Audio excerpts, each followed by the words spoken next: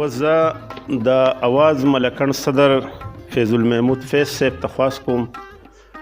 او داغه نه علاوه د اواز ملکن مشر سکتر صادق امین صاحب ته هم بلنه ورکوم چې راشي او زموږ د درنو میلمنو ته دلته کې ودرېږي.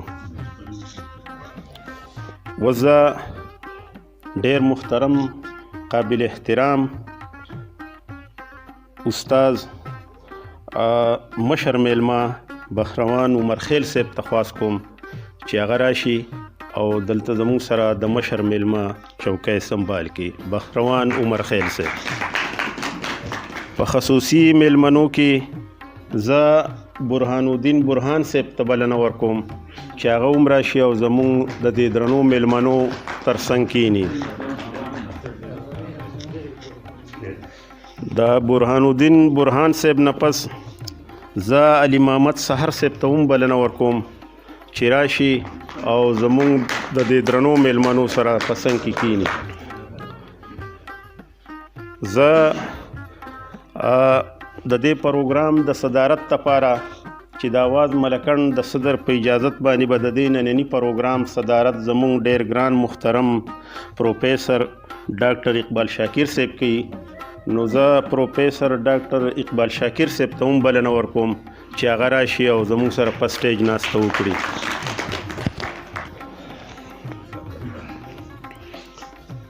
غنی بابا وای باغ کې څوک ګلاب شي څوک شي سروي څوک ورخاړي، څوک د مین غونچه شي څوک کبل د غاړي غاړي، تاج د چا د زرو د چا تاج شي د غمونو، ویش د بل پلاس وي که ته خاندې او که جاړې. ګرانو ملګرو، نن اواز ملکن د مرستیال لیکوال مل ملکن په درناوي کې دا غونډه جوړه کړې ده. اواز ملکن تقریبا د 23 کالو راسي خپل ادبي هلې کوي. د ادبي تنظیم وخت په وخت قومي او مقدسې ورځې نمانځلې دي چې مقصد تش د پښتو ژبې خدمت دی.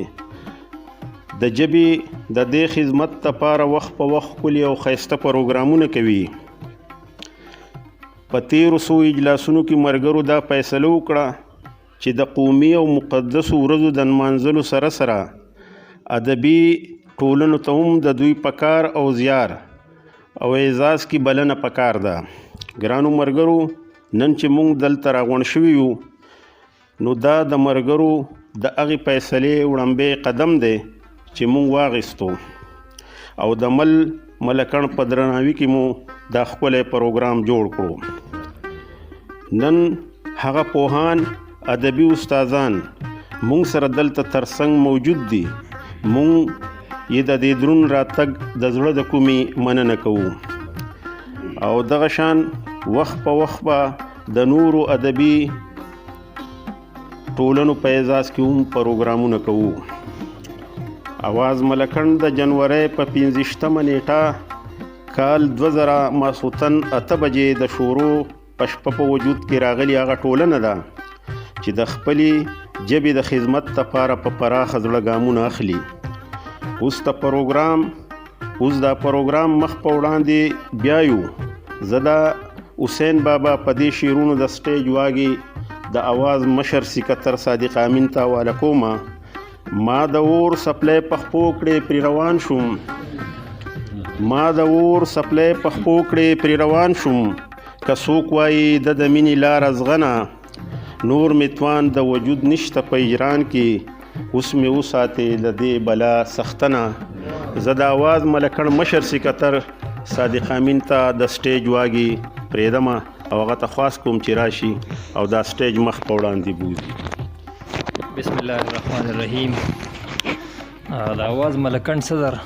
فیض صاحب ته خاص ده چې هغه راشي او دلته زموږ ترڅنګ ناسته وکړي.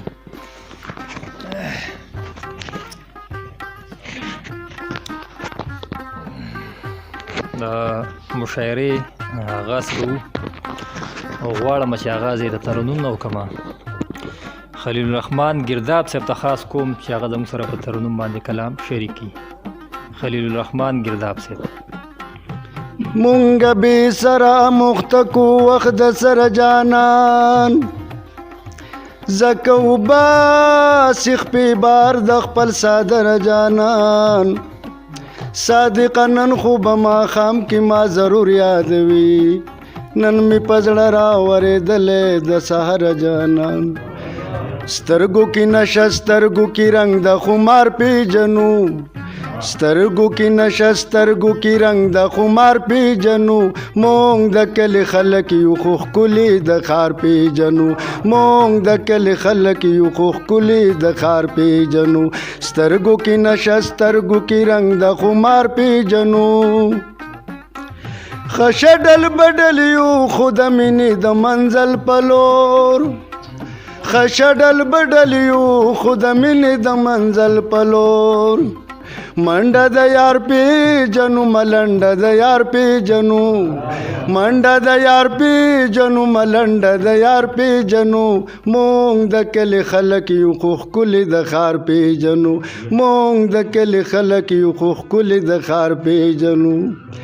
سترګو کې چې خاندي اننګي شي دا نوانا سترګو کې چې خاندي اننګي شي دا نوانا ګل دا انار پیژنو میوه دا انار پیژنو ګل دا انار پیژنو میوه دا انار پیژنو مونږ د کلي خلک یو خو ښکلي د ښار پیژنو مونږ د کلي خلک یو خو ښکلي د ښار پیژنو